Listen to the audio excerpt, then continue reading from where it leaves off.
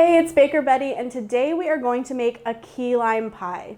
Key lime pie is one of my absolute favorite desserts. I think it is kind of the perfect combination of tartness and creaminess, and I love the contrast of the really crunchy graham cracker crust with the silky custard filling, and it's actually extremely easy to make. Key lime pie originated in the Florida Keys around the 1800s, and these are the type of limes that were available there at the time.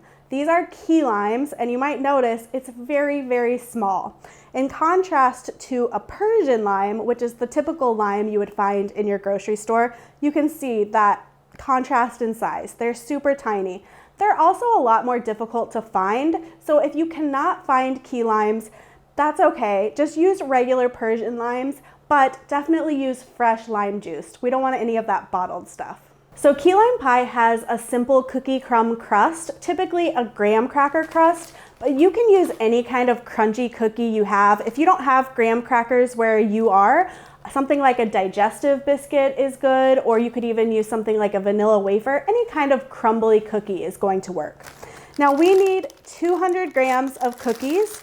This is a reason why I love using a scale, because we're going to need about 2 cups of cookie crumbs, which is kind of hard to give a volume measurement from the start of the cookie for. So I'm going to weigh out 200 grams, which for reference is exactly 13 graham crackers if you're using graham crackers. So we are going to pulse our graham crackers in a food processor. If you don't have a food processor, or if you don't want to get a food processor out, you can actually just put them into a Ziploc bag and use a rolling pin to kind of beat them up and roll the rolling pin over the top of it. We just need to get them pretty broken up. But you don't want super, super fine cookie crumbs. You want kind of a coarse texture. I'll show you what the texture is. So I'm just going to pulse it in the food processor. I'm not going to leave it running. Okay, that is a great texture. That took me about 12 pulses in the food processor. So you can see the crumbs there's a lot of like sort of fine crumbs, but I also have some of these bigger pieces. I really like that. That's going to give us a lot of crunch and texture with our crust. So now we just need 2 more ingredients for our crust. We need about 50 grams of granulated sugar, which is 1/4 cup. And then we need melted butter. This is 113 grams or 1 stick. And we're just going to mix that together. We really want to make sure that all of those cookie crumbs are really well moistened. And once you can tell all of the butter is coating the cookie crumbs, we can go ahead and put it in our pie plate. So I have a 9-inch deep dish pie plate, and I really like to use glass pie plates, but metal or ceramic is fine as well. And we're just going to transfer all of these crumbs into the pie plate. And this is a pretty thick crust. I like a substantial amount of crust for my key lime pie because the filling is going to be so tart. It really helps balance. So one of my favorite tools to use to get the cookie crumb crust distributed in a pie plate is a measuring cup, preferably a metal one. And what you're going to do is just kind of use this to scoot the crumbs around. And I'm not really pressing down yet. I'm just trying to get them evenly distributed first. And because there's so much fat in the cookie crumbs, they can kind of stick to your hands. So the metal just helps you get them distributed without it getting stuck to your hands. So now that you have the crumbs evenly distributed, you can go ahead and go in and press them down. You don't want to do this super, super firmly because it's going to be very difficult to cut and get out of the pie plate if you do. I just want to make sure that they are holding together and that it's evenly distributed in the bottom and up the sides. And that's it for the crust. We're just going to bake it at 350 degrees Fahrenheit for about 10 minutes to crisp it up a little bit. So the filling for key lime pie is even easier than the crust. It's just 3 ingredients. We need, of course, our lime juice and some sweetened condensed milk. Now make sure when you purchase this, you get the sweetened condensed milk and not evaporated milk. The cans look very similar, and I've made the mistake before. And then we need some egg yolks to help bind everything together.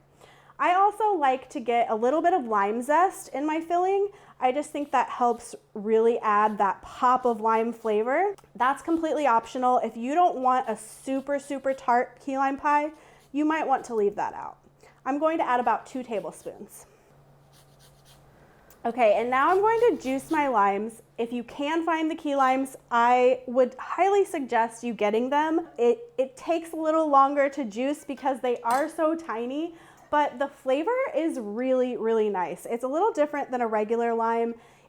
The way I describe it is just very clean. I don't know how else to describe it, but they're worth it. And we need 1 cup of lime juice, which is 240 milliliters. And again, the Persian limes are fine if you cannot find the key limes. So once we have a full cup of lime juice, we need to get our egg yolks. The egg yolks are what contains all of the gelling ability of the egg. Whites are what makes things rise, and so we don't want any rising from our filling. We just want that binding power of the egg. And I find using your hands is honestly the best way to separate eggs.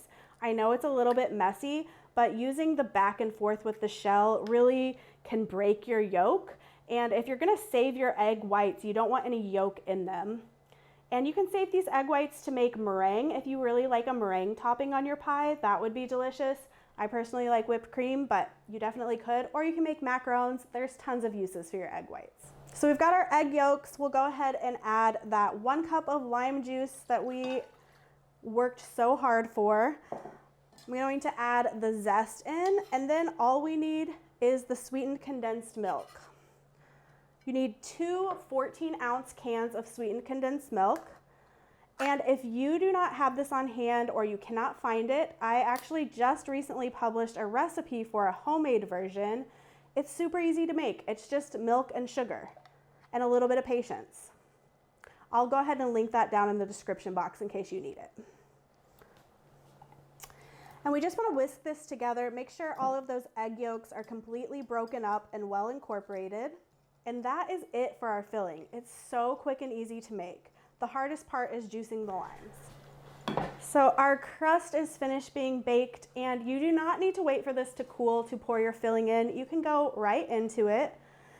Now, there's a bit of a controversy about whether or not a key lime pie filling is baked or not. I personally like to bake it because I find that it sets up a little nicer if you do, but a lot of key lime pie traditionalists leave it unbaked, and the acidity from the lime really helps the egg yolks to firm up. But if you want it to set a little more, we're gonna bake it just for about 12 minutes at 350 degrees. So once your key lime pie comes out of the oven, you do need to let it chill before you cut into it and before you decorate it. So I like to let it sit at room temperature for about 1 hour, and then I go into the refrigerator for about 6 hours. That will make sure it's completely solidified before you cut into it. If you go into the refrigerator too quickly when it comes out of the oven, it can crack on top, and we want that really beautiful, smooth finish. Now you can just leave this as is and serve it like this with maybe some whipped cream on the side, but I like to decorate it a little bit. I'm just going to do some really simple piping of whipped cream on top just to make it really pretty. You definitely don't have to do anything this fancy. It also looks amazing if you just pile some whipped cream on top. And as an optional step, I like to do some lime zest right over the top. It just gives it kind of that pretty pop of green.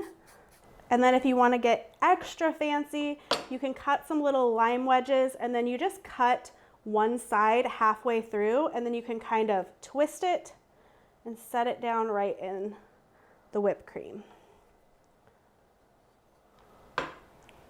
So that's it. That is our key lime pie. It is so easy to make, and this is one of my favorite desserts. It's super, super tart, but then the contrast of the creaminess of the filling and the crunchiness of the crust, it's just the perfect dessert. I hope you really liked this video. If you did, make sure you give it a like and make sure you're subscribed so you never miss a video, and I'll see you back here next time.